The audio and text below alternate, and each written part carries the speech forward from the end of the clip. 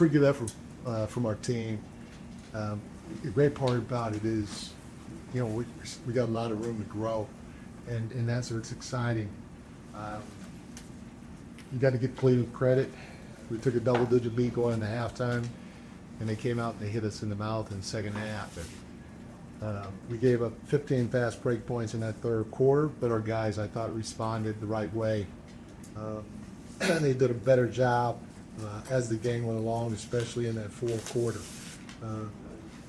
One of the things that we talked about was last year we thought, watching film from last year, Cleveland did a nice job of scoring in the paint.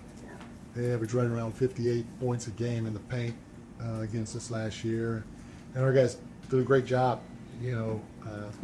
They shifted the right way. They got the shooters the right way, which resulted in Cleveland scoring 30 points in the paint tonight. And I thought that was huge for us. At the end of the day, we always talk about, hey, try to win the possession game, try to win the possession game, try to win the possession game. And for us, that's about free throw attempts, plus offensive rebounds minus turnovers, and our guys did. They won the possession game against good teams. We have to do that because the ball's not going to always go in. We got to rely on our defense, and we got to win the possession game. I thought they did a great job with that tonight. We got a lot of great performances from a lot of different people. I mean, OG was a monster. 14 rebounds, 24 points on 9 to 17, but he was our defensive player of the game. I think he had 6 or 7 deflections. He guarded a lot of different people. So we saw a lot of different types of players tonight. He did a heck of a job, but he had 6 or 7 deflections. I think he had came up with 2 50-50 balls. And so just a heck of a job, especially defensively and rebounding wise from OG. And same with Cat, 19 and 11. We needed every single one of those rebounds that those guys got. And then, you talk about a punch off the bench. We had a lot of good performances from guys off the bench, but obviously Deuce was good for us, not only defensively, but offensively too. So, good first win, and knowing that we got a lot of room to grow. Coach, you played 11 guys deep tonight. What did you learn from some of the combinations? You had Tyler got some good minutes to start the second quarter. You had a stretch there where you had Clarkson. You had OG playing the big and a bunch of smalls around. So what do you see in your combination? I said this before. I truly believe this team is a deep team, and give Leon Rose and his group a lot of credit for it. It's my job to keep trying to find combinations out on the floor that work. And just like they got a lot of room to grow, I got a lot of room to grow too, because I'm still learning them. And, the neat part about it is there are a lot of different ways I go with it. And I can learn on the fly because we have guys that can play. And, I like to play a lot of guys. I don't know if I'll play 11 guys every night, but we like to play, as many as we can. And we want everybody to be ready in case their number's called at any time. Mike, you talked a lot throughout the preseason about the process of generating your guys' looks, and yeah, felt like tonight you guys generated a lot of your looks, just some of them didn't fall. Yeah. How encouraging was it, though, that even when shots weren't falling throughout the game, that your guys kind of stuck with it?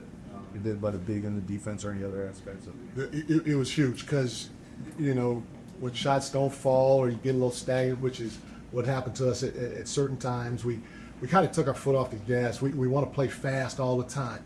Just put pressure on them. And we took our foot off the gas, started walking the ball up, started walking into our actions, and allowed Cleveland to sit in the passing lanes and zone up and do some other things. And so for us, once we got over that hurdle, we realized, hey, we got to keep trying to play the way we play. We were good. We had 21 sprays, so we want to get to at least 20 a game where we touch that paint, because anytime you touch paint, good teams, they have to do this. They got to protect the paint. But now those wide open shots happen, and I think we can even generate more. I think we can generate 25 to 27 a game because we have that many players, in my opinion, that are capable of shooting the ball, snap driving and touching the paint, and moving it on when they need to off of 2 feet. What was this first experience like for you at the Garden? One of your first game, you're a Knicks coach. It's exciting. Again, I go back to this place is iconic, and just to know that this is our whole court every night. Man, it blows my mind. Spike Lee came over and gave me a hug before he came. Like, Spike, you know who I am? Coach, who had the biggest smile, your mom or your sister tonight, since they were both here? Probably my sister, and I love my mom to death, but she was probably talking to her neighbor, so she kind of wasn't smiling. She was just having a good conversation. Mike, I want to ask you separately about Kolek and then about Porty. Just like two guys who almost said Porty. Okay. Just two guys who had increased roles tonight. Just what did you see from them? What do you kind of think about them moving forward? I thought both guys came in and tried to do what they're capable of doing. We don't need anybody to come in and play hero ball or anything like that. Play your strengths, and both those guys, they could do some things out on the floor. Obviously, for Ariel, he's a great runner. He's got great feet. He can rebound. He played a pick and roll very well. Brings energy. And Tyler, he's savvy with the basketball. He can get the paint, make plays for himself, make plays for others. He's got to stick his nose in defensively, which he did tonight. If both guys stay within the framework of what they're capable of doing, then give us great minutes throughout the course of the year. Does Ariel have more to his short roll than we've kind of seen? Like you made that pass to Cap for the dunk tonight in the short roll. Like does he have more decision making ability in those situations that you've seen?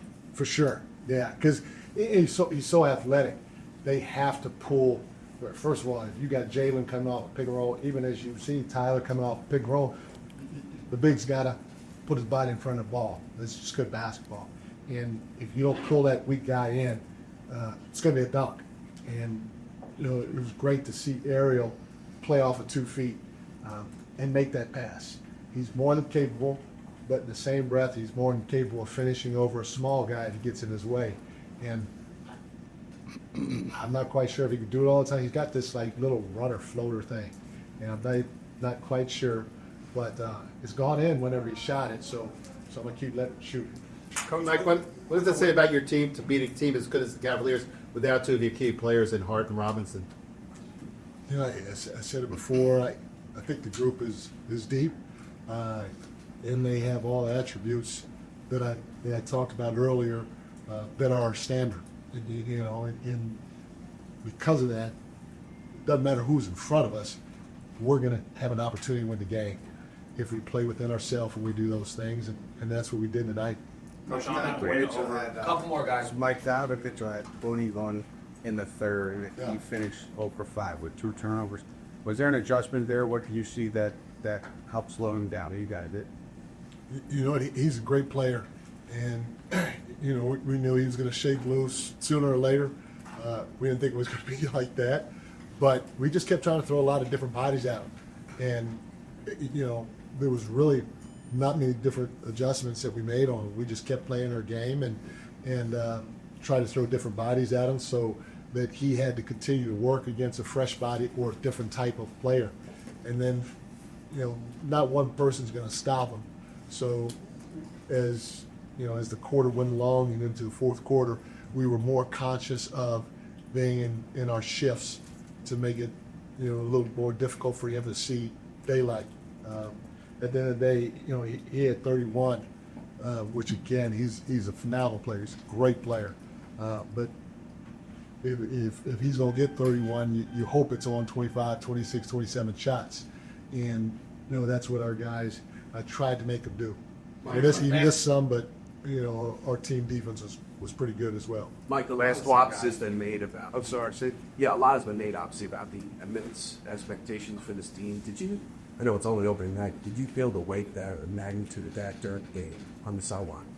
The weight of it, of the expectations for this team going into the season were pretty big.